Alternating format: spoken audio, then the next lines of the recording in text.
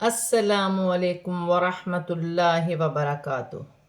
آج ہم تجوید کلاس میں نورانی قاعدے سے ادغام بلا غنہ کے بارے میں پڑھیں گے۔ پچھلی کلاس میں ہم نے اظہار اور ادغام مال غنہ کے بارے میں پڑھا تھا۔ آج ہم ادغام بلا غنہ کے بارے میں پڑھیں گے۔ نون ساکن یا تنوین کے بعد اگر لام یا را میں سے کوئی حرف آئے تو غنے کے بغیر ادغام کریں گے۔ اسے ادغام بلا غنہ کہتے ہیں۔ چھوٹی سی دال نما شکل کو جزم کہتے ہیں۔ جب یہ نون پر ہو تو نون ساکن کہلاتا ہے۔ نون ساکن کے بعد لام آئے اور نون ساکن کے بعد را آئے تو نون ساکن میں غنہ نہیں ہوگا۔ دو زبر دو زیر دو پیش کی تنوین کے بعد اگر لام اور را میں سے کوئی حرف آئے تو دو زبر دو زیر دو پیش کی تنوین میں غنہ نہیں کیا جائے گا۔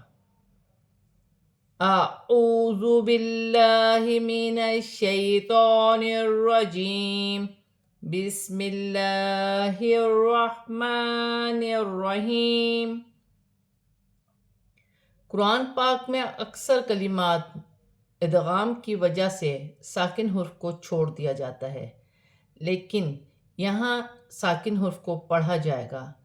اگر چھوڑ دیا جائے تو گناہ نہیں، پڑھ لینا بہتر ہے۔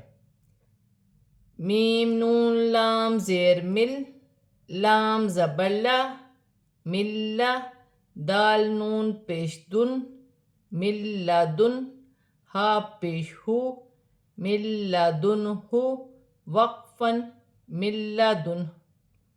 نون ساکن کے بعد لام آ رہی ہے تو نون ساکن میں غنہ نہیں ہوگا۔ نون ساکن کے بعد ہا ہے، ہا حروف حلقی میں سے ہے، یہاں بھی نون ساکن میں غنہ نہیں کیا جائے گا۔ وقف کی صورت میں پیش گر جائے گی اور ہا ساکن ہو جائے گی۔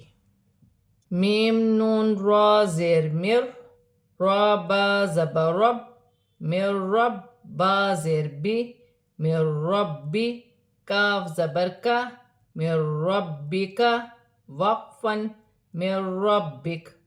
وقف کی صورت میں زبر گر جائے گی اور کاف ساکن ہو جائے گی۔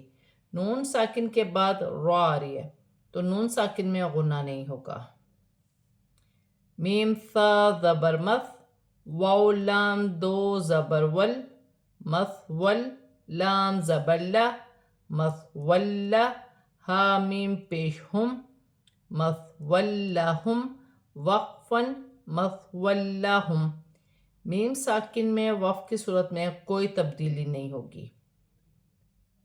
دو زبر کی تنوین کے بعد لام آ رہی ہے تو تنوین میں غنہ نہیں کیا جائے گا۔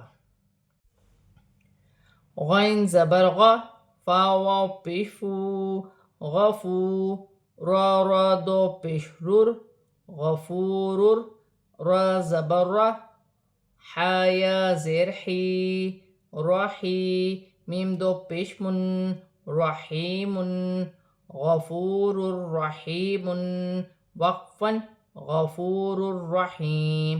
وقف کی صورت میں دو پیش کی تنوین گر جائے گی، میم ساکن ہو جائے گی۔ واو ساکن سے پہلے پیش ہے تو واو مدہ بن رہی ہے، ایک الف کی مقدار کھینچ کر پڑھا جائے گا۔ دو پیش کی تنوین کے بعد را مشدد آ رہی ہے، تنوین میں غنہ نہیں کیا جائے گا۔